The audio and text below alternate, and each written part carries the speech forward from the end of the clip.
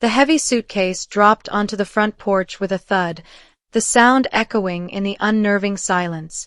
It was Christmas Eve, and the cold air should have been filled with the warm, smoky scent of fireplaces and the distant jingle of carols. But here, on my childhood street, the silence was absolute. The porch light was off, the windows were dark, and my parents' SUV was gone. I fumbled with my house key, my heart pounding with nervous hope for a surprise welcome. The lock clicked, and I pushed the heavy oak door open. The light switch didn't matter. The entrance hall was completely bare. No coat rack, no rug, no scent of pine or baking cookies. Just the vast, cold emptiness of polished hardwood floors and dust motes dancing in the faint light from the street lamp. I came home for Christmas, hungry for joy. The house was empty. A wave of nausea hit me, so sharp it stole my breath. The air was frigid, lifeless. What the hell just happened to her? I stood there, utterly alone, the crushing realization of total abandonment freezing me in place, every nerve ending screaming. I am Sylvie, 28 years old. For the past year, I have been working a demanding job in Dublin, a necessary escape from the suffocating favoritism shown to my older brother, Terence, the golden child. I was the black sheep, the scapegoat, constantly blamed for every fault while Terence, charming and narcissistic, was celebrated. I had returned, hungry for the small comfort of family Christmas, only to find this cruel, total emptiness. The title screamed in my mind. I came home for Christmas, hungry for joy. The house was empty. What I found next broke me. The hope I had carried across the Atlantic, the quiet belief that maybe, just maybe, they missed me, shattered like glass. I slowly walked into the deserted living room, my boots echoing off the bare walls, the dread settling deep and heavy in my bones. My eyes scanned the empty space. No Christmas tree, no furniture, nothing but the ghost of memories. The air smelled faintly of bleach and stale dust. Then I saw it. A small, rectangular piece of paper taped precisely to the center of the dusty wooden mantel. I approached it slowly, my hands trembling as I peeled off the tape, the rough paper scraping against my fingertips. It was a clipping from the local newspaper, dated 3 months ago, detailing a theft from my father Richard's home safe. My gaze dropped to a sentence that had been heavily underlined in thick red marker.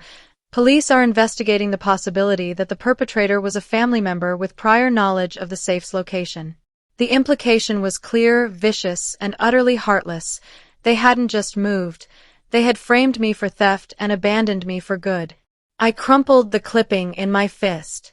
The paper felt like ashes. The pain was too sharp to cry, a blinding light of betrayal. I forced myself to search the house. My anger needed proof. In the back office, where Richard kept his old records, I noticed a faint, chemical smell, a specific scent of strong cleaner that Terence always insisted on using when he helped out. Following the scent, I saw a crumpled scrap of paper near the empty wastebasket. I smoothed it out carefully. It was a hastily written note in Terence's familiar, arrogant handwriting, addressed to my mother, Patricia. Mom, hurry. I need the final clearance on the house paperwork today. I can't risk the old address. My breath caught in my throat. The theft was the cover, the framing was the justification, and the empty house was the escape route, all orchestrated by my brother, the family's darling. I knew I couldn't confront them yet. I had to know where they went. I left the cold, echoing house and walked next door. The lights were warm in the home of Mrs. Dubois, our elderly neighbor. She answered the door, her eyes wide with shock. Sylvie, my dear girl, what are you doing here? They left weeks ago. Mrs. Dubois confirmed my worst fear. The move was sudden and secret. She described seeing a flurry of activity, specifically mentioning Terence being around constantly, selling the furniture to various dealers from the back door, and rushing the moving trucks. The narrative of my family being innocent victims of a thief collapsed entirely. Mrs. Dubois, sensing my distress and perhaps recalling my family's historic coldness toward me, became my unexpected ally. She spoke about how strange the rush was. Then, she casually mentioned the name of the new, exclusive luxury housing development and the real estate agent, confirming the family bought a new, expensive house far across town. The frame-up for the small theft was a desperate tactic to fully discredit me, cutting me off while they built a better, more secure life for Terence, using my father's money. I thanked Mrs. Dubois, securing the key details I needed to track them down, a silent vow of retribution forming in my mind. Sitting in my rented car, my mind raced with cold, strategic clarity. I realized Terence had forgotten one crucial detail. 5 years ago, when Richard had a serious health scare, I was the only family member living nearby to help with the emergency paperwork. Among the pile of documents was a contingent power of attorney, POA, granting me legal authority over Richard's affairs in specific, defined cases. Terence, focused on the immediate crisis, had completely forgotten about it. I made a call to my bank in Dublin, arranging for a secure courier to deliver the certified copy of the POA from my safe deposit box immediately. This was my weapon, a hidden legal trump card. Once the POA was secure, I accessed Richard's financial records from a secure library computer. The small safe theft was instantly exposed as a meaningless distraction. The real financial crime was exposed with startling clarity, a massive withdrawal, nearly 80% of Richard's retirement fund, authorized just 2 months ago. The amount was staggering, enough to buy their new luxury house outright. I realized Terence's theft wasn't the small cash mentioned in the paper, it was wholesale embezzlement of the very fund meant to secure my parents' old age. The sheer scale of the betrayal made me feel physically sick. The financial documents showed that my mother, Patricia, had explicitly authorized the massive retirement withdrawal, ignoring the clear warnings from the bank manager. My mother, the enabler, wasn't just a victim of Terence's charm. She was a willing and active accomplice in protecting her criminal son and securing their new, comfortable lifestyle at the expense of my father's future. The emotional betrayal deepened, moving beyond simple abandonment to outright calculation and financial destruction.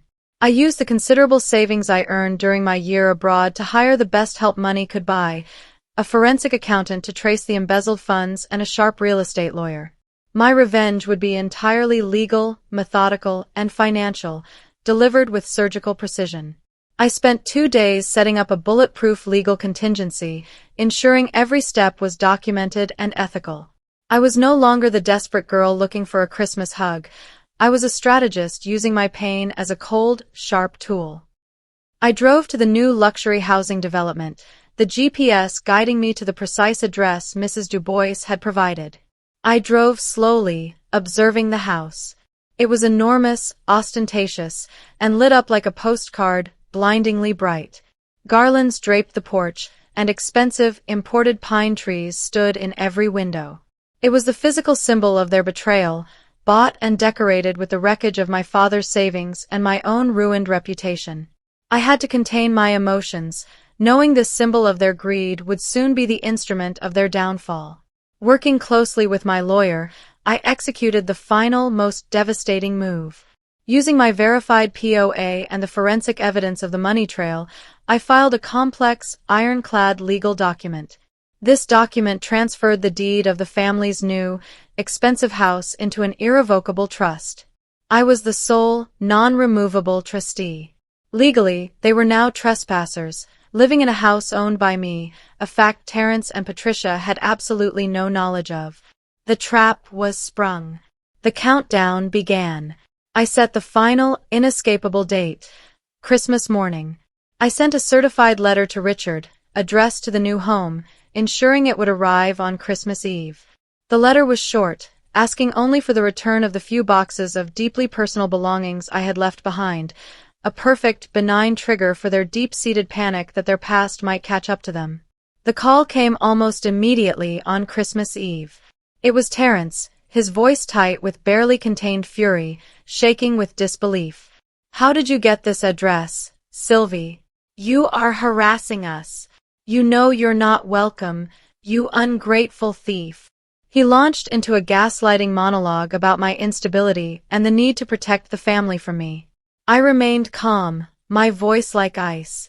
"My lawyer will be in touch about my property, Terence," I said clearly, and hung up before he could respond, leaving him sputtering on the other end. Christmas Day. I drove my rental car into the expensive neighborhood. I saw the driveway overflowing with luxury cars. The extended family, aunts, uncles, cousins, were all arriving for a lavish Christmas party. Terrence and Patricia were staging their perfect, wealthy holiday, funded by fraud and framed upon my innocence. I felt a cold knot of resolve tighten in my stomach. This was the stage for the final act. I parked discreetly down the street. I walked up the marble steps and knocked firmly on the grand front door, taking a slow, steadying breath. It opened, and Terrence stood there in an expensive holiday sweater, holding a champagne flute. He froze, his smile dissolving instantly into a look of sheer, panicked horror as he stared at the ghost he thought he had buried. I ignored his choked-off gasp and simply stepped past him, my expensive coat brushing his arm, my presence an immediate, silent bomb dropped into the heart of their perfect party. Patricia rushed over, her face contorted with fury, her voice high and strained. "Get out! You are unstable, Sylvie." "Terrence, call security!" she shrieked, lying loudly for the benefit of the gathered guests. I remained calm. I walked straight past her to my father, Richard, who looked pale and bewildered by the scene. I handed him a large, unmarked manila envelope containing the full truth, the bank statements showing the massive retirement withdrawal and the forensic accountant's report detailing Terrence's forged signatures. Richard, seeing the official bank logos, opened the envelope, his hands trembling violently. His face drained of color as he scrolled through the documents, his eyes darting between the numbers and Terrence's arrogant face. He finally saw the truth. Terrence, his golden son, was the true major thief, the one who stole his retirement security, and he and Patricia had risked everything, including their daughter's reputation, to cover it up. The sheer weight of the betrayal caused him to visibly collapse onto the nearest couch. I delivered the final, crippling blow. I informed the entire gathering, in a calm, clear voice that carried over the sudden silence, that I had used my legal authority to transfer the deed of this house, the one they were currently celebrating in, the one bought with stolen money, into a non-liquidatable trust. The house is no longer the property of Terrence, Patricia, or Richard, I announced. I am the sole trustee. The collective gasp from the guests was deafening. Their symbol of betrayal was now my legal possession, bought with their own criminal arrogance. Terrence went into a complete narcissistic frenzy. He realized the full scope of his financial ruin and the total loss of the house. He threw his champagne flute across the room, smashing it against a wall, screaming obscenities and confirming his instability and volatile temper to all the shocked, silent guests. He lunged at me, but two of the male guests restrained him, aghast at his display. The golden child was finally exposed as a criminal. I watched the chaos for 1 minute, allowing the full, crushing weight of their defeat to land. Then, I quietly stepped outside, drawing a long, clean breath of the cold winter air. I pulled out my phone and called the non-emergency police line, calmly reporting the original safe theft and the subsequent, far larger embezzlement, providing the address and Terrence's name. I walked back to my car, leaving the perfect, ruined Christmas party behind me. I drove away, watching the flashing blue and red lights of the police cars arrive in my rearview mirror. Terrence was arrested that evening for embezzlement and grand larceny, and Patricia and Richard were facing serious questions about obstruction and financial fraud. The family's public reputation, built on years of lies and arrogance, was utterly destroyed. My freedom was secured. I returned to Dublin and used my savings and the small amount of funds recovered from the initial sale of the old house to invest heavily in my career. I was promoted quickly, known for my meticulous attention to detail and absolute integrity. I was finally free, financially secure, and building a life of integrity, far away from their toxic influence. Months later, a terse notice arrived from the trust's lawyer.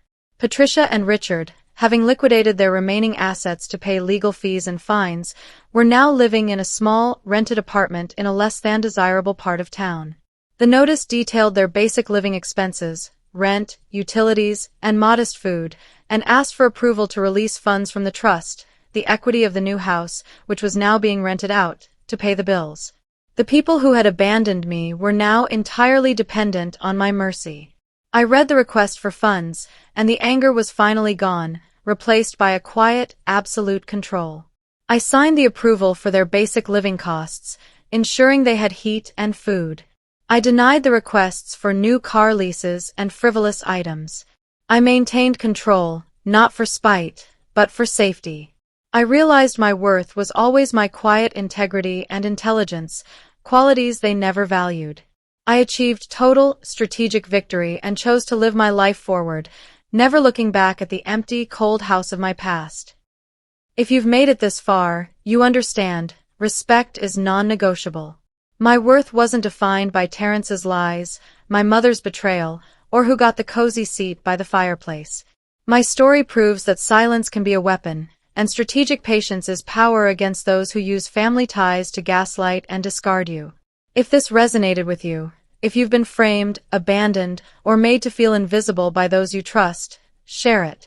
Tell them, your silence doesn't make you weak, it means you are filing the legal documents. Your boundaries don't make you difficult. Your survival makes you extraordinary.